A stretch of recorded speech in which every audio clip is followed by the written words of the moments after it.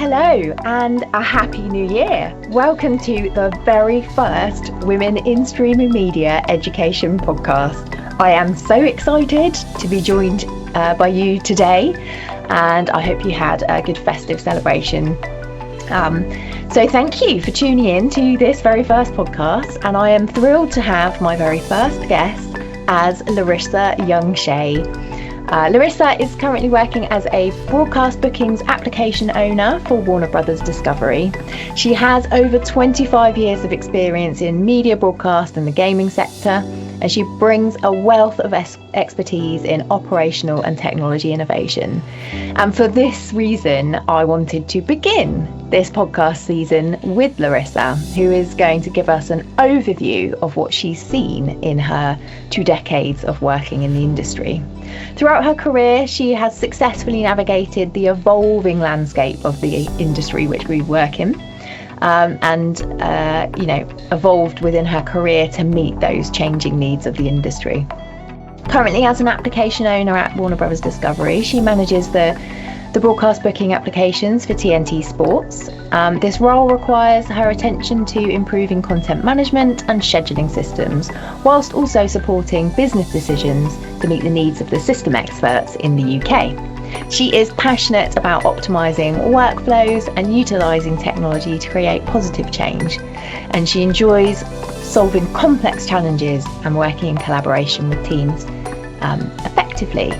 And she wouldn't have told me this in her bio, but she is just a fantastically lovely and supportive person. So it was an absolute privilege not just to have her on the podcast, but to have her as our very first episode. So let's get to it. Thank you for inviting me, Polly. It's very exciting. Awesome.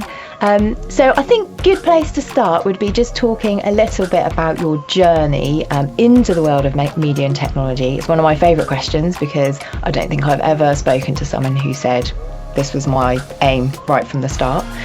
So it's great to hear how people kind of got in and how that maybe has evolved as you've been working in the industry. So maybe I'm going to be a little bit different because my dad tells me that when I was a kid, I told him that I was going to be working in television and I was going to be a journalist. So I knew that I was always going to be in the media. And as a kid, I'd be dabbling with VHS cameras. I'm showing my age. And I always wanted to go into the media, but I didn't quite know which area. But as I grew up, I realised that I didn't want to be a journalist. I didn't want to be in front of the camera. I'm a bit shy in that sense, I guess, but I also was intrigued about technology. So I ended up going to university to what is now Southampton Solent University, and ended up doing a media and cultural studies course because it had pockets of different areas of media. So we did radio, newspaper, editing, and it sort of gave me a taste of what I could potentially do. And I was lucky enough after I graduated to end up in a role that was basically a live editing role. And I guess at the time, and this is 25 years ago, it was the beginning, it was probably ahead of its time, and it was streaming daily financial news straight into well-known corporate banks. But I think I've been really lucky. So across the last 20 years, I've moved around, particularly in the linear world of television. So doing roles like the transmission controller, from the tape library, into presentation scheduling. And that's actually the role that took me into experimenting with different technologies. And I had the opportunity to take part in different projects. And I found actually I was quite good at making things work and connect together. And it was actually that led me into the business analyst role and to this application role now at Warner Brothers Discovery into live sports. So I've been very lucky. Oh, and I love that kind of, that enthusiasm that you had from a young age, because I think that is something that we see as a thread that runs through. No matter, everyone comes into it in a different way, but one of the key things is, you were interested in how things worked, playing with the technology. Yeah. And I think that is something that we hear quite a lot. And personally think is something that if we're talking about getting more people coming into the industry, we need to look at, does this interest you as a young person? Because actually there's this whole field of work that you can go into if you enjoy understanding how technology works. Exactly. And I think that's the thing that the course actually gave me a taster of, that it's not just one mode of media. So, like I said, I've been very lucky to be able to experiment through time. And I think there's a lot of hope for the younger generation as well to be able to do this. Technology is part of our life. So there's lots of opportunities. Yeah, and thinking about that kind of technology aspect, what would you say have been some of the most significant advancements that you've seen? You mentioned playing with VHS and where we are now. What have you kind of seen over your career? If I bring it back to the scheduling, I think that has changed a lot for me in my career, because I have two definitions of what scheduling is as well now. So when I first started, it was very much linear scheduling and what we see on television now. So somebody or a team has strategized and planned and created down to the last promotion, down to the last program that you see on television, and even down to the little bug, the channel bug in the corner. Somebody has planned what it looks like, where it's going to be placed. And then on the flip side of what I'm doing now, there's the resource scheduling side as well. So this is more about booking in people, booking locations and equipment for that particular live sport. So I might be booking in a director or an outside broadcast truck, things like that as well. So in terms of, I guess, the changes, the technical advancements, it's allowed people to have a lot more flexibility and also to be able to collaborate better. So I've got a couple of things I think in my mind where I think that's been really helpful. And in the past, when people were scheduling, I know that people were scheduling in Excel worksheets or Word documents and things like that. But technical advancements has allowed us to move into systems that can do things for us. So things like improving efficiency, whether it's a linear schedule or whether it's a live sporting event, there are always going to be changes that happens. And it's just simple things like timings. Instead of starting on the hour at 1:00, we might want to change a program to 1:15, and it will ripple through the day rather than somebody having to change each cell in an Excel worksheet. And it gives people back time on what they want to do on the day-to-day, self-development, for example, and exploring a bit more. I think the key thing for me actually is the human aspect as well. Bringing things into a system means that information can be seen at real time at the same time across so many departments, so many people as well. And we don't have to work as an individual or in isolation. So in my mind, the technology has brought together the human connection so we can understand how we can work and why we work in that way as well. Thank you. That was actually quite a useful sort of definition as well, because I know quite often we all work in our little pockets on our very niche element of technology. So when you're trying to explain to someone, scheduling, you go, oh no, I work in scheduling, and you kind of just leave it there. Actually, when you delve into what that means, all of those elements that you've just discussed, from the people to the program content to the logistics side of things, it's actually a really expansive area. So really appreciate that kind of broad understanding of what that actually means. Talking more about you started in the side of linear side of things, and now you're very much in the kind of live sports, and you've kind of covered there how that's different as the kind of technology has evolved. Yeah. How has the scheduling and the technology and things changed with that rise of streaming platforms, on-demand content? What does that kind of look like for you now in this role? I think scheduling hasn't changed as such. It still plays an important role. For me, scheduling is still a starting point, whether you're in a linear channel or whether it's a live event.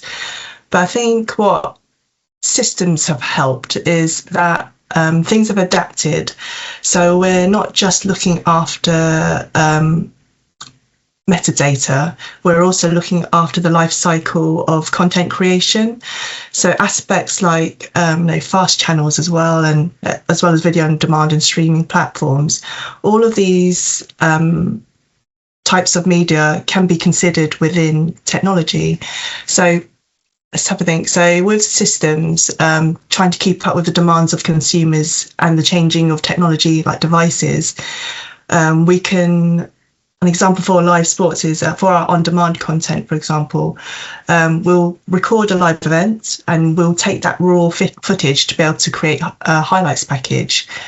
But in the background, the technology has evolved because it's not just about making sure that people can see it on air, it's taking in the behind the scenes considerations.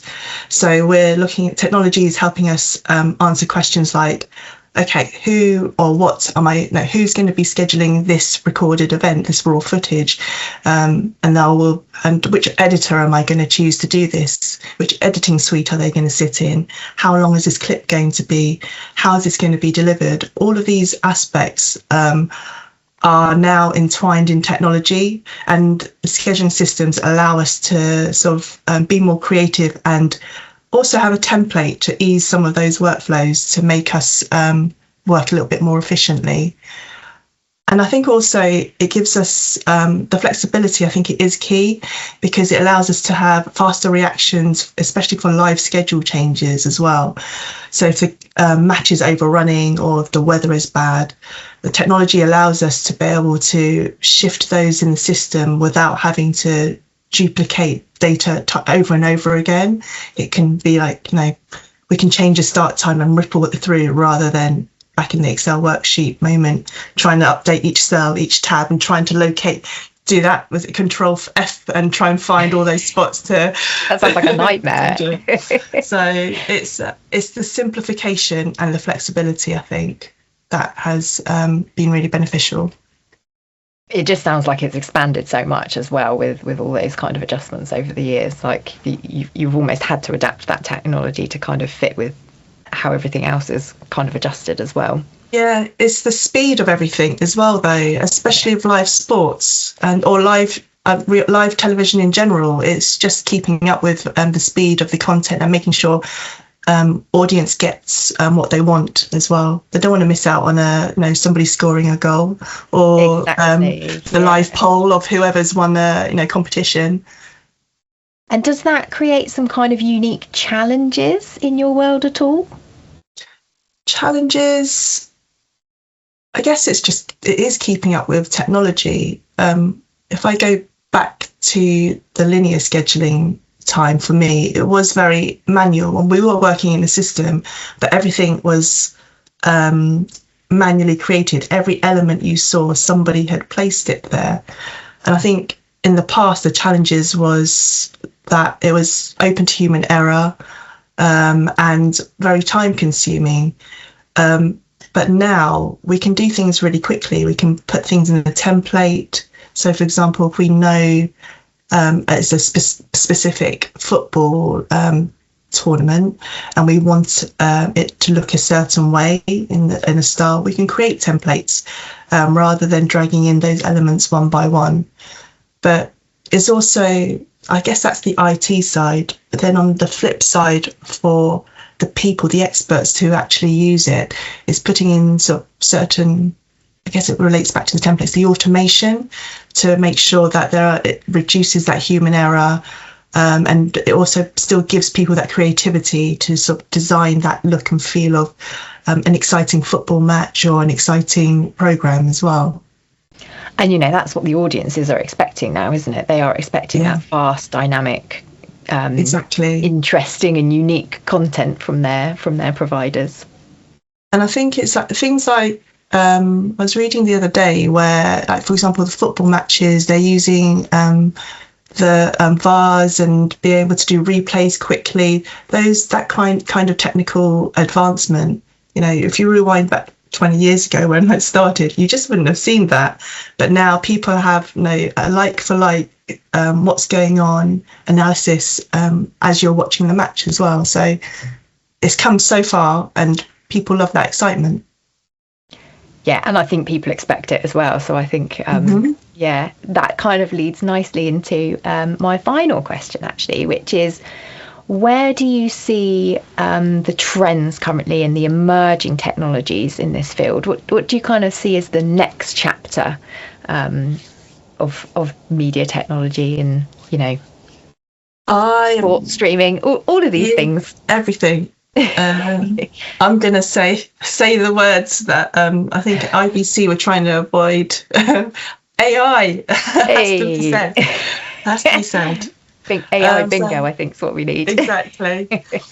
So AI and machine learning, I dabbled in it a little bit before starting at WBD, and I find it really fascinating. But we are already in the next chapter, I think. Yep. So things like for AI and machine learning, dynamic ad insertion, where adverts are being adapted into our different households. So if you're on a specific platform and you have a box, they will know how many people are in the household, whether you have kids, whether you have cats, and they'll sort of be able to analyse your viewing behaviours, and they'll be able to adapt it to current trends as well. And on the flip side, for advertisers, they can reach so many more people and personalise their adverts to be able to benefit from revenue and also retaining their viewership as well. So for linear and on demand, I think, especially now on demand platforms, they're starting to put all the different advertisements and everything to be able to build that revenue and keep their viewers in watching their programs and continue using their platform as well. And aligned to that, you've got the automatic promo insertions, advertising your own content as well.